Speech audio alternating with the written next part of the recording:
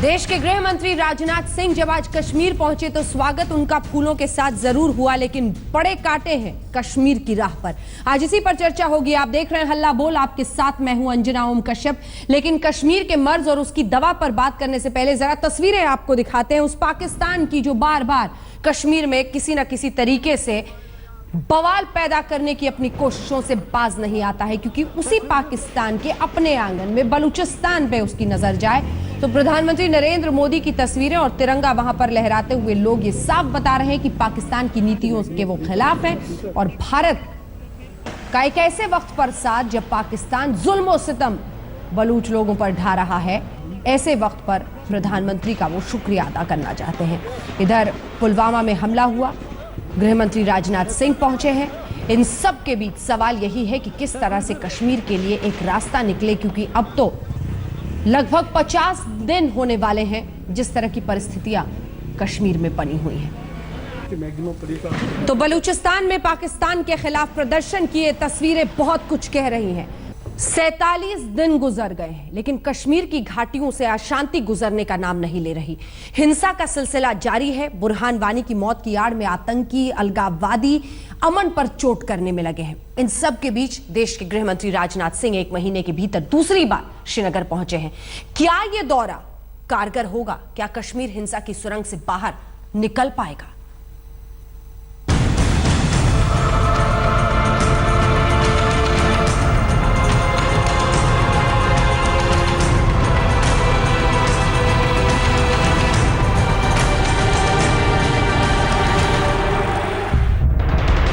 कश्मीर में तस्वीरें जस की तस हैं। तो में खामोशी पसरी हुई है, दुकानें बंद हैं, बाजारों में सन्नाटा है। चंद चहलकदमी जरूर है, लेकिन इतनी भी नहीं कि इसे घाटी के माहौल में तब्दीली का सबूत माना जाए। राजनाथ सिंह ने कश्मीर आने से पहले साफ किया है कि वो कश्मीर में हर एक आवाज सुनना चाहते हैं और कहीं ना कहीं अब ये प्रक्रिया शुरू भी हुई है। कुछ राजनीतिक दल गृह मंत्री राजनाथ सिंह से मिले हैं, लेकिन बात तब बनेगी जब समाज के अलग अलग वर्गों से लोग और अलग अलग संगठन उनसे मिलेंगे।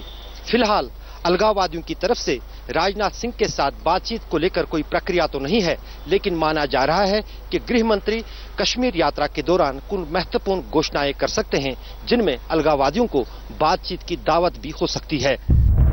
गृह मंत्री राजनाथ सिंह जम्मू कश्मीर में अमन बहाली के फॉर्मूले के साथ श्रीनगर पहुंचे। 2 दिन के दौरे में गृह मंत्री उन तमाम दलों और लोगों से मुलाकात करेंगे जिनका ताल्लुक अमन बहाली की कोशिशों से हो सकता है। दिल्ली से कूच करने से पहले राजनाथ ने साफ कर दिया था कि सबसे बात की जाएगी। तो क्या अलगाववादी नेता भी मिशन अमन बहाली की कोशिशों के किरदार बनेंगे? सुरक्षा संबंधित परिस्थितियां वहां सामान्य होनी चाहिए और आतंकवादी गतिविधियों पर नियंत्रण पाना अनिवार्य है, और मुझे विश्वास है कि पिछले 3-4 दिन में इसको लेकर के प्रगति भी हुई है। उसके साथ साथ जो लोग भी बातचीत के लिए आगे आते हैं, जैसे गृह मंत्री जी ने आज सुबह कहा, जिनको विश्वास है कश्मीरियत पर, जमहूरियत पर, इंसानियत पर, उनका स्वागत है। खबर है कि लश्कर तैयबा ने गृह मंत्री से मुलाकात न करने की गीदड़ भभकी जारी कर दी है। आज जब राजनाथ श्रीनगर पहुंचे तो शहर के सफा कदल इलाके में सुरक्षा बलों और स्थानीय बाशिंदे फिर आमने सामने आ गए। 3 लोगों के घायल होने की खबर के बीच पुलवामा में भी प्रदर्शन के दौरान अलगाववादियों के जत्थे ने पत्थर थाम लिए और हिंसा में एक जान चली गई। होम मिनिस्टर न सिर्फ जो पॉलिटिकल पार्टीज हैं उन्हीं से बातचीत करें, लेकिन शुरुआत तो करें और इसके बाद अब शांति होनी चाहिए और अपील भी करें। मैंने कभी नहीं देखा कि किसी की तरफ से भी, किसी भी मंत्री या माननीय प्रधानमंत्री जी की तरफ से शांति की अपील मैंने आज तक नहीं सुनी। राजनाथ कश्मीरियत, जमहूरियत और इंसानियत की बात कर रहे हैं। ये अल्फाज पीएम मोदी के हैं, लेकिन अब कटघरे में केंद्र सरकार की कश्मीर नीति है और सवाल ये भी सुलग रहा है कि क्या उग्रवादियों से निपटने के लिए बीजेपी और पीडीपी में मतभेद है। हालांकि खुद महबूबा अब सख्त तेवर दिखा रही है। कश्मीर के लोग जो हैं वो गलत नहीं है। हाँ, मुट्ठी भर लोग ऐसे हैं जो मौके की ताक में रहते हैं। इस वक्त 95% लोग अपने बच्चों को स्कूल भेजना चाहते हैं, अपना काम करना चाहते हैं, अपना रोजगार कमाना चाहते हैं, मगर मुट्ठी भर लोग छुपे हुए हैं। खुद ही अपने घरों में रहते नहीं हैं, बल्कि इन्होंने बच्चों को और नौजवानों को आगे कर दिया है। सरहद पार से हिंसा की फंडिंग की जांच के लिए एनआईए टीम भी श्रीनगर पहुंची है। राजनाथ सिंह 2 दिन श्रीनगर में बिताएंगे, तमाम सियासी दलों से मिलेंगे तो समाज के हर तबके से संवाद की भी उनकी योजना है। लेकिन बड़ा सवाल यही है कि क्या इस दौरे से घाटी की फिजाओं में अमन की तस्वीरें नजर आएंगी? अशरफ वानी, श्रीनगर, आज तक। कई खास मेहमान हमारे साथ इस पूरी चर्चा में जुड़ रहे हैं। सबसे पहले आपका परिचय उनसे करा दें। हमारे साथ श्रीकांत शर्मा जी, राष्ट्रीय सचिव भारतीय जनता पार्टी की इस चर्चा में जुड़ गए हैं। अवनीचेश अवस्थी जी, आरएसएस आइडियोलॉग यहाँ पर स्टूडियो में है। शबनम लोन जी, वकील और एक्टिविस्ट, हमारे साथ सीधे इस वक्त जुड़ रही हैं। भीम सिंह जो कि लीडर हैं JNK नेशनल पैंथर्स पार्टी के, वो हमारे साथ हैं। मैं सबसे पहले श्रीकांत शर्मा जी आपके पास आना चाहती हूँ। 6000 करोड़ का नुकसान हो गया है जम्मू कश्मीर को पिछले लगभग 47 दिनों में। मेरा सवाल आपसे यह है कि किस तरह का ग्राउंड वर्क किया गया गृह मंत्री राजनाथ सिंह के वहां जाने से पहले? अगर कांग्रेस के नेताओं से उमर अब्दुल्ला से ही बातचीत करनी थी तो सर वो बातचीत तो दिल्ली में भी कुछ दिनों पहले हुई है। सवाल यह है कि आगे की राह के लिए जिन सिविल सोसाइटी के साथ जुड़ना था, स्टेट यूनियन के जो मेंबर्स हैं, उन्होंने तो मिलने से ही इनकार कर दिया, जिस तरह की जानकारी आ रही है। क्या फायदा, क्या आपको होता दिख रहा है? देखिए अंजना जी, मैं आपको स्पष्ट कर दूं कि हमारी जो भारतीय जनता पार्टी की मंशा है वो ये है कि वहाँ अमन स्थापित हो, शांति बहाली हो। उसके लिए माननीय गृह मंत्री जी दूसरी बार कश्मीर जा रहे हैं। एक बार पहले भी गए थे और वहाँ हमने सबसे मुलाकात की थी। बहुत बड़ी तादाद में लोग हमसे मिले भी थे।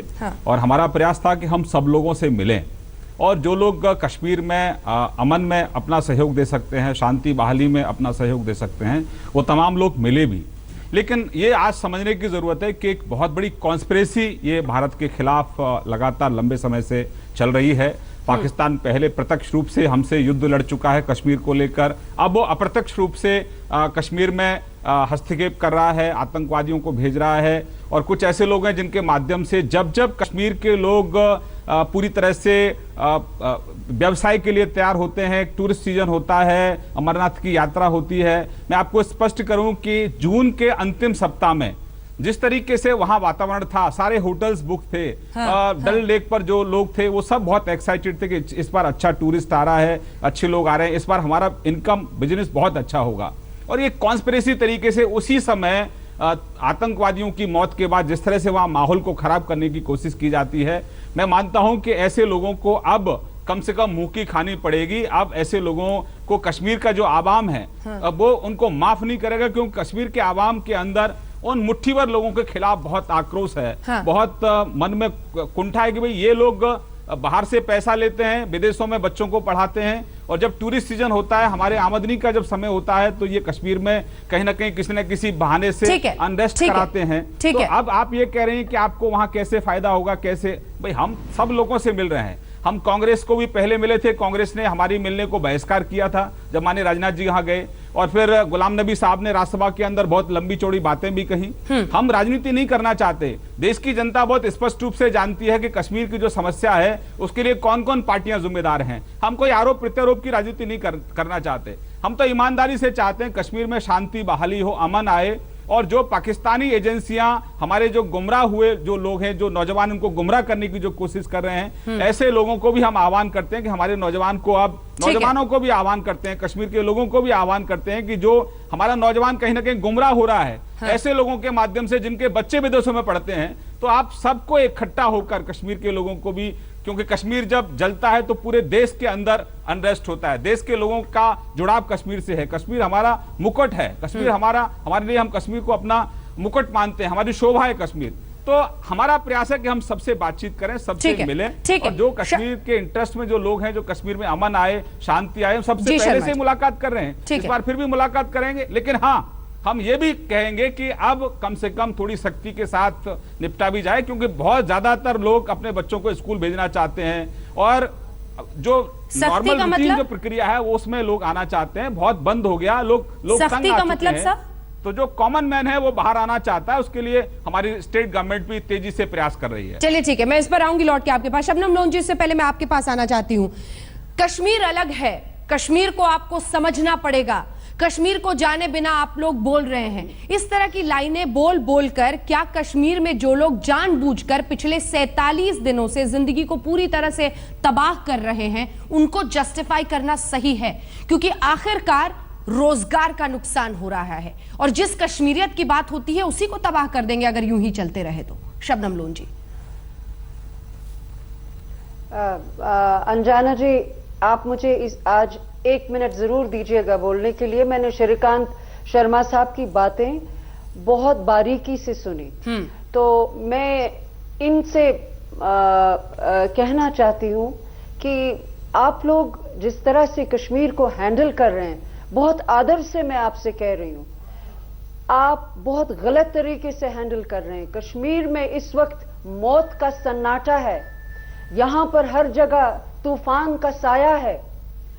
आप एक जगह में जहां 47 दिन हुए अंजना जी, छोड़ दीजिए, let us not take sides कि क्यों है यहां पे ऐसा हाल, लेकिन आप देख लीजिए, एक रेजिलियंस देखिए एक पूरे कौम की, हर जन मर्द बूढ़ा बच्चा जवान अंदर है 47 दिन से, कर्फ्यू है 24 घंटे। आप देख लीजिए वो कौम कैसे इस वक्त जिंदा है, क्या खा रहे हैं, दवाई, डॉक्टर, बच्चा क्या कर रहा है। आप देख लीजिए इन सीरियस हालात में भी श्रीकांत शर्मा साहब ने आपसे कहा कि लोग डल लेक पे हंस रहे थे, वहां पे टूरिज्म का सीजन था। श्रीकांत शर्मा साहब, अब man as intelligent as you, आपको सेंसिटिविटीज का ख्याल रखना चाहिए।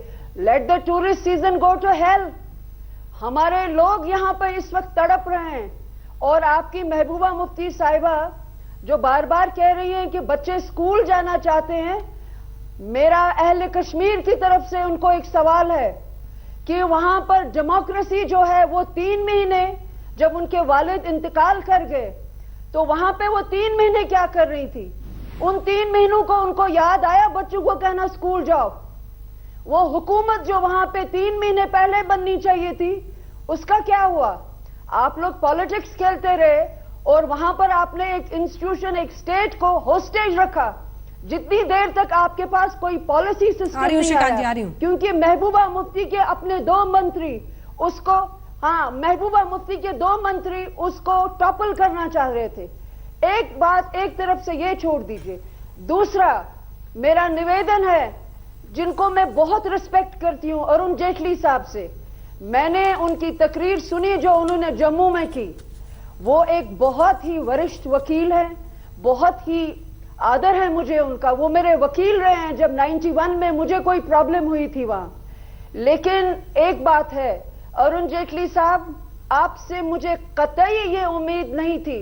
आपने जिस तरह की तकरीर जम्मू में की, मैं आपसे कहना चाह रही हूं कि आपने कश्मीर के अवाम को बहुत जबरदस्त ठेस पहुंचाई। इस वक्त लोगों को यहां पर ये कहने का, जैसे श्रीकांत साहब ने कहा हम और सख्ती करेंगे, श्रीकांत साहब मैं आपको कश्मीर की तरफ से ये कह रही हूं कि अगर आप गोलियों से ये मसला हल करना चाहते हैं तो मारें और गोली मारें जितनी गोलियां मारनी है आपको। श्रीकांत जी का जवाब सुन लें। गोलियां खाने के लिए ये मेरा संदेश है आपको कश्मीर से। श्रीकांत शर्मा जी। देखिए अंजना जी, एक तो मैं आप ये जो मैडम है इनको स्पष्ट कर दूं कि अरुण जेटली साहब की जो तकरीर है उनके ट्विटर पे है, उन्होंने अपलोड किए यूट्यूब पर, हमने भी उसको ट्वीट किया है, तो वो आप सुन लीजिए तो आपको स्पष्टता आएगी। उन्होंने बहुत स्पष्ट तरीके से जो कहा है वो कहा है। आप उनके भाषण को गलत तरीके से मीडिया में मत बताइए, आप बहुत अच्छी वकील हैं, आपको उसको सुनना चाहिए। नंबर 2, मैं तो आपसे शबनम लोन जी, मैंने गलत तरीके से, मैंने सेंसिटिविटी कहा। नहीं, आप सुन लीजिए मैडम, ये एक दुष्प्रचार है, हमारे खिलाफ एक दुष्प्रचार है, उस दुष्प्रचार में आप, उनसे हमें एक्सपेक्टेशंस थी नहीं, ये हमें अरुण जेटली साहब से ये एक्सपेक्टेशन नहीं थी।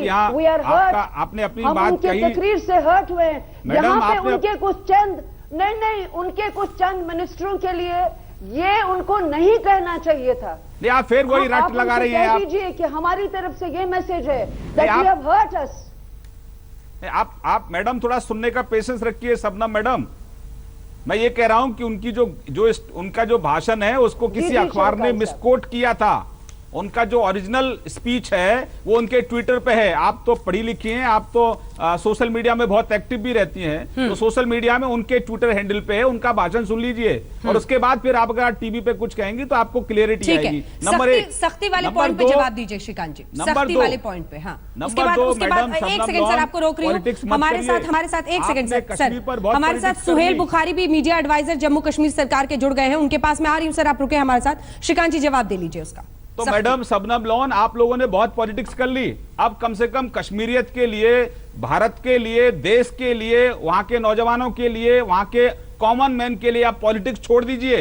कश्मीर अगर शांत रहेगा तो ही पूरा देश शांत है। कश्मीर के जो लोग, अगर कोई मरता है तो देश में लोगों में गुस्सा होता है, लोगों में दर्द होता है। आप कश्मीर को भारत से अलग करके कैसे देख सकती हैं? पॉलिटिक्स नहीं कर रहे हैं। नहीं तो आप इतने सेंसिटिव इशू को इतना पॉलिटिसाइज करने की कोशिश कर रही हैं। अलग करना चाह रहे हैं, ये बिल्कुल नहीं, आप ये मुझे बताइए कि जो वहाँ, आप ये बताइए कि जो वहाँ आर्म फोर्सेस के लोग जो शहीद होते हैं, उनके बच्चों के बारे में कभी सोचा है आपने? हम आपको नहीं कहेंगे क्यों? नहीं, आप जो आर्म फोर्सेस के लोग वहाँ शहीद होते हैं, 24,000 लोग वहाँ शहीद हुए हैं, उनके बारे में कभी सोचा है? उनके बच्चों के बारे में सोचा है? आप जो लोग पत्थर हाथ में ले रहे हैं, हमारी आर्म फोर्सेस के ऊपर पत्थर फेंक रहे हैं, आप उनके खिलाफ आप सख्ती की बात आप करिए। खुद लोग जो आर्म फोर्सेस पर हथगोले फेंक रहे हैं, वो पत्थर फेंक रहे हैं। श्रीकांत शर्मा साहब, ये एक ऐसी जनरेशन है जो वायलेंस में वायलेंस तो कौन कर रहा है? आप रात को 4 बजे लोगों के घरों में आप दरवाजा खटखटाते हैं, आप उनको सोने नहीं देते हैं। जो कॉमन कश्मीरी है, आप उसको डिस्टर्ब करते हैं। रात में आप उसको सोने नहीं देते हैं। ये आर्मी करती है और आप लोग करते हैं। आप जिस तरह से प्रवक्ता बनी हुई है ऐसे लोगों का, एक सेकंड मैं अन्य लोगों को उसमें शामिल करना चाहती हूँ। भीम सिंह जी, मैं आपके पास आ रही हूँ, उससे पहले सर आपके पास आ रही हूँ, लेकिन एक बार मैं सुहेल बुखारी जी के पास जाना चाहती हूँ। सुहेल बुखारी जी, कौन जिम्मेदार है इस परिस्थिति के लिए? अंजाना जी देखिए, ये समय अब ऐसा आ गया है, जितने हालात हमने देखे हैं बिगड़ते हुए, उसके बाद एटलीस्ट अब यहाँ आके हमको कम से कम एक सीख ले लेनी चाहिए कि ये समय आरोप और प्रत्यारोप का नहीं है। जिम्मेदार कौन है वो बाद में डिसाइड किया जा सकता है। पहली प्राथमिकता सरकार की और हर एक जो ऐसा शख्स है जिसको देश से प्यार हो, कश्मीर से प्यार हो, कश्मीर की जनता से प्यार हो, उन सब का एक कलेक्टिव एफर्ट ये होना चाहिए कि इस समय पहले स्थिति को नियंत्रण में लाया जाए। जो 47 दिन बाद भी सर आप यही कह रहे हैं कि ये हमारा कदम होना चाहिए।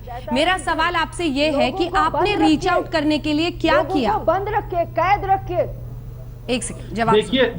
देखिए लोगों को बंद रखना और कैद रखना, ये जो एक किसी भी स्टेट का आप देखें अपैरेटस, ये सिर्फ कश्मीर में नहीं पूरी दुनिया में आप देख लीजिए, जहां पे भी हालात खराब होते हैं वहां स्टेट अथॉरिटीज कर्फ्यू इंपोज करती हैं और वो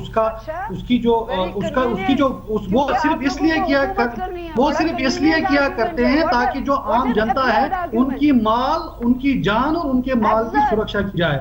यदि आप ऐसी स्थिति चाहते हैं कि लाखों लोग सड़कों पे निकल आए और वो क्लैशेस करें और उसमें लोग मरें, तब अलग बात है। सरकार ऐसा नहीं चाहती, इसीलिए कर्फ्यू इंपोज किया जाता है। न सिर्फ यहाँ पे बल्कि आप विश्व में कहीं भी उठा के देखें, जहाँ कहीं भी ऐसी परिस्थितियां होती हैं वहां ऐसे नेसेसरी मेजर्स लेने पड़ते हैं और ये सब सिर्फ आम जनता की जान और उनके माल को बचाने के लिए किया जाता है। एक सेकंड, मैं भीम सिंह जी आपको शामिल करना चाहती हूँ। भीम सिंह जी, जो परिस्थितियां हैं, निकलने का रास्ता दिखता है, क्योंकि जिस तरह से परिस्थिति अब 47 दिन से ज्यादा हो रहे हैं, और क्या हो वो रास्ता? मैं ये कहना चाहता हूं कि मैं भी उसी रियासत का रहने वाला है, यहाँ मेरे बाकी दोस्त हैं। इसकी वजह क्या है? 47 में क्या हुआ, 50 में क्या हुआ, 65 में क्या हुआ, उसके बाद 77 में क्या हुआ, उसके बाद 80 में क्या हुआ, 90 में एंड टुडे। ये मामला जो है 70 साल का है। Why Jammu and Kashmir is bleeding, इसके लिए कौन जिम्मेदार है ये सोचिएगा। दूसरी चीज ये है, हमें ये बताइए, हम हिंदुस्तान की राजनीतिज्ञों से जानना चाहते हैं कि मैं जम्मू कश्मीर का हूं, मैं एक डोगरा हूं, जम्मू कश्मीर का हिस्सेदार हूं, मेरा रिश्ता क्या है भारत से?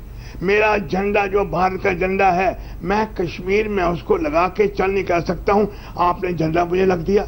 आप ये जानना चाहता हूं कि मैं जम्मू कश्मीर का रहने वाला हूं, मेरा आयन आयन आपने जम्मू कश्मीर का 70 साल पहले मुझे दिया।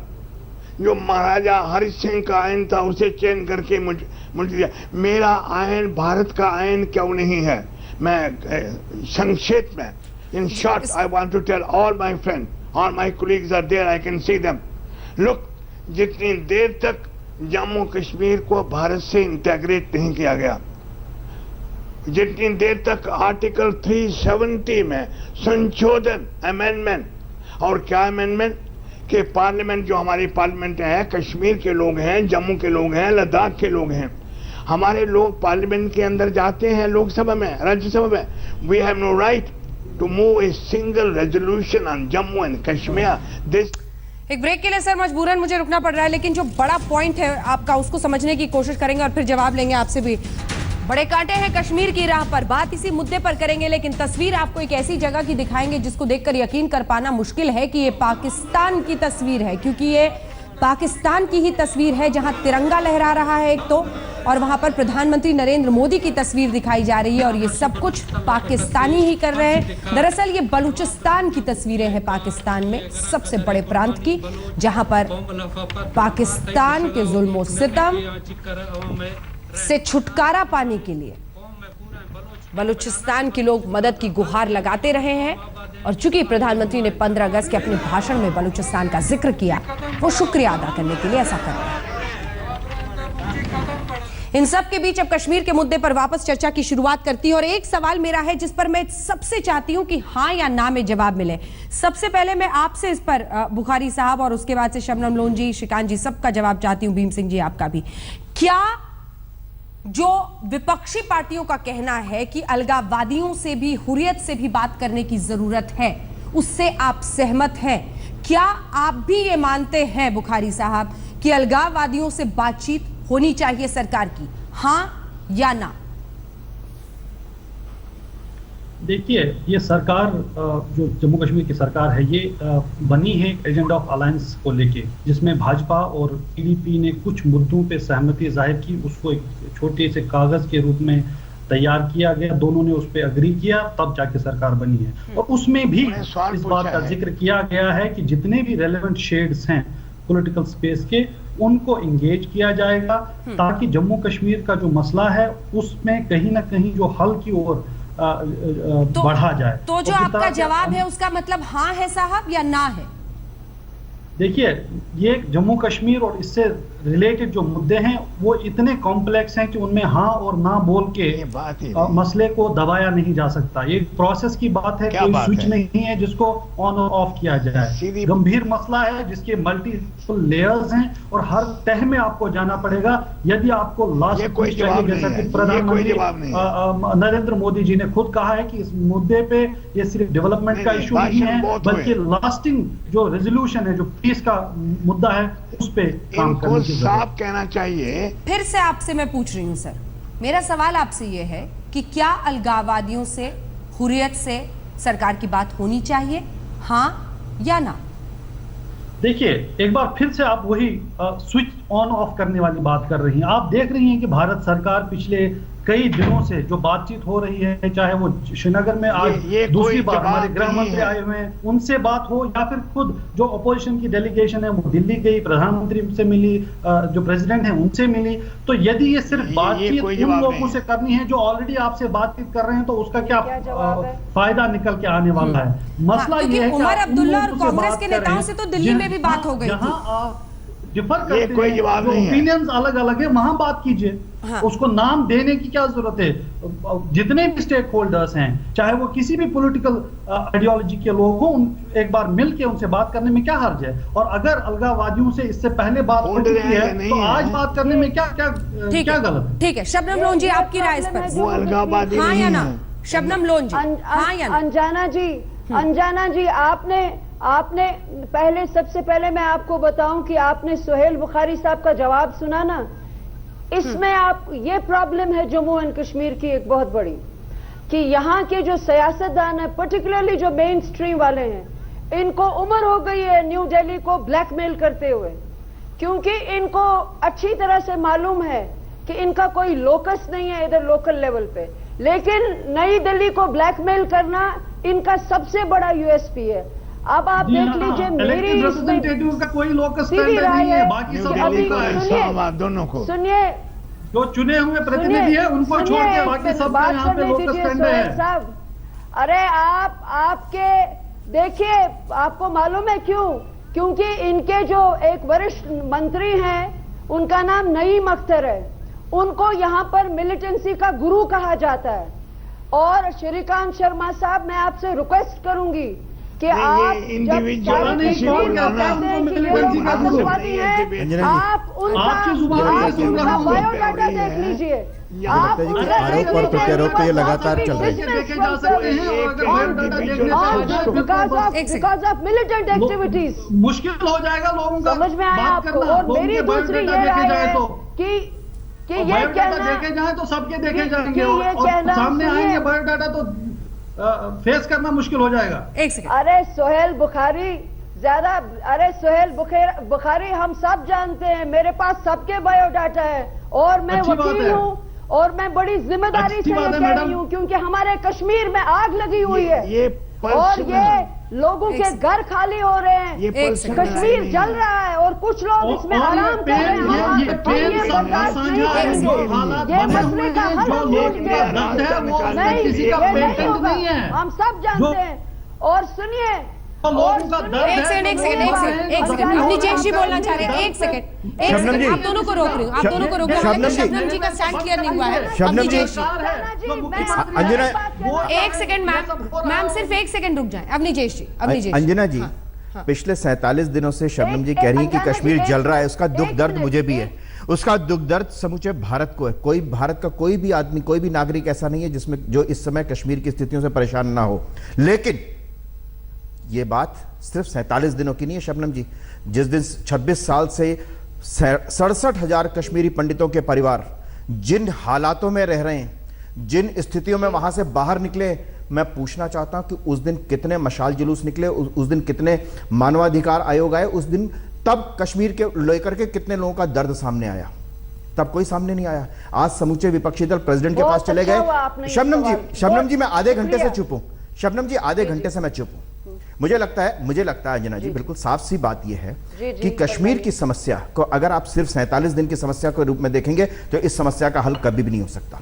कश्मीर की समस्या का हल भीम सिंह जी ने 1947 से कहा है, 1947 से उसकी एक इतिहास है उस समस्या का। लेकिन 1989 से 90 के दशक से कश्मीर में जो हालतें पैदा हुई हैं उसमें हमें कश्मीर की समस्या को देखना पड़ेगा। जब तक हम कश्मीर की समस्या के उस जड़ तक नहीं पहुंचेंगे तब तक आज आपने एक सवाल किया कि बात किससे करनी है। बात किससे करनी, जिसका भी ये सब भारतीय संसद ने ये संकल्प पारित किया है कि कश्मीर, जम्मू और कश्मीर भारत का अभिन्न अंग है और है।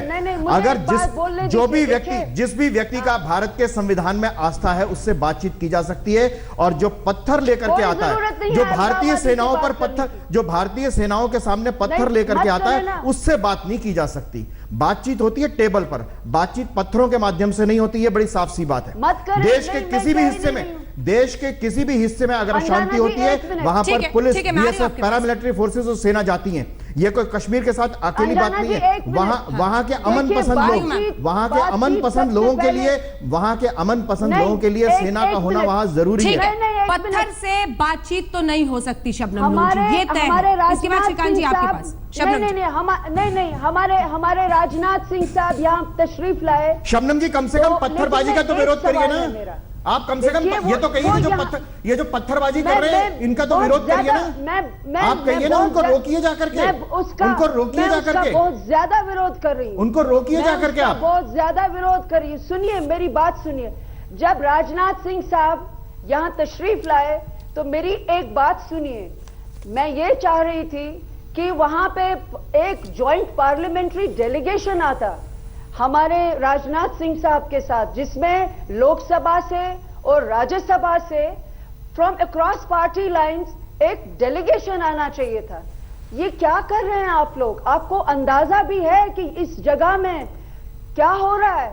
और खुदा करे कि मेरी असेसमेंट अब की बारी गलत हो, आई वॉन्ट कि मेरी असेसमेंट गलत हो, बिल्कुल लेकिन गलत- शबनम जी, गलत शबनम साबित होगी। जी, शबनम जी, देश का, शबनम जी, मुझे लगता है शबनम जी, आप- देश एक की सेकंड, आंतरिक एक सेकंड। सुरक्षा का जिम्मा जिसके पास है वो व्यक्ति वहां पर है। शबनम जी, एक तरफ शबनम आप जी, ये गलत बात है सियासतदानों बिल्कुल। पर उंगली उठाती ये है कि it's उनकी not- नियत it's not- ठीक नहीं। it's not a matter of ego। एक सेकंड, एक तरफ आप कहती हैं सियासतदानों की नियत अच्छी नहीं, फिर आप कहती हैं अक्रॉस पार्टीज अगर लोकसभा और राज्यसभा से कुछ सांसद आ जाएंगे तो उससे हल निकल जाएगा। जब तक कश्मीर के आम आदमी का रिप्रेजेंटेटिव बातचीत के लिए तैयार नहीं होगा मैम, तब तक रास्ता कैसे निकलेगा? मैंने आपका यहाँ सवाल जो था, मैंने वो तो जी, चला मैंने गया। तमाम सियासतदानों जो के issue लिए चल रहा नहीं था, कहा। बहस में था, मैंने आपको यहाँ वो के तो गायब मेन हो गया। स्ट्रीम और भीम सिंह साहब ने जो कहा, भीम सिंह साहब ने जो 1947 का आपको बताया, सही है। हमको अब ये तथ्य 1947 जब से एक्सेशन हुआ स्टेट का, तब से हमको ये स्टेप वाइज अब समझना पड़ेगा कि where did we go wrong. ठीक है, श्रीकांत शर्मा जी जवाब दीजिए। ये जो प्रेसिडेंशियल ऑर्डिनेंसेस आए, इनका क्या मसला हुआ? श्रीकांत शर्मा जी, ये एक्सेशन किन मुद्दों पे हुआ और ये इरोड जो हुआ, ये क्या मसला हुआ? श्रीकांत शर्मा जी।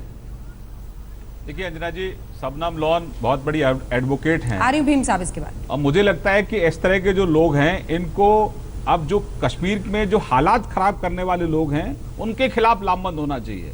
आप मुझे बताइए, कॉमन जो कश्मीरी है उसके जो हालात हैं वो इतना परेशान है कि ये लोग उसको घर से नहीं निकलने दे रहे हैं और जबरदस्ती सुबह रात को 4 बजे जाके लोगों के घरों को खटखटाते हैं, लोगों को जबरदस्ती वो प्रोटेस्ट के लिए कॉल करते हैं, पत्थर फेंकने के लिए लोगों को कॉल करते हैं। भाई आप कश्मीर में क्यों अनरेस्ट पैदा करना चाहते झूठ हैं? बोला है आपसे, वो झूठ बोल रहे हैं आपसे।